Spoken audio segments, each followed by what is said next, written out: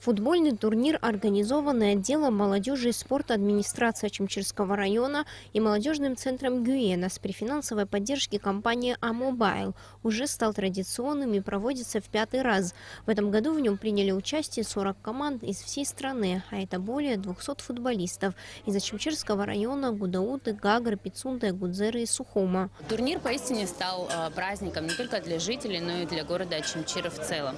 На протяжении 10 дней на полях собираются гости республики, чтобы не только поболеть за любимую команду, но и получить массу эмоций от общения друг с другом. Для нас, как для организаторов, очень приятно осознавать, что спортивные мероприятия привлекают все больше участников и болельщиков, тем самым приобщая людей к активному образу жизни.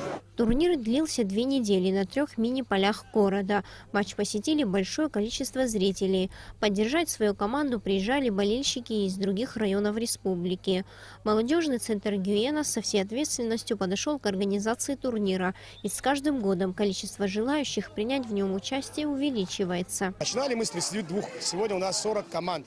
Конечно, очень много гостей, очень много знакомств, очень много положительных эмоций. Это ребятишки знакомятся, общаются. В финале встретились футболисты из Гагры и Агудзеры. Кстати, агудзерская команда впервые принимает участие в турнире. Игра была достаточно интересная. Долгое время ни одна из команд не могла забить гол в ворота соперника. Но на этот раз повезло новичкам. Игра закончилась со счетом 3-1 в пользу футболистов из Агудзеры.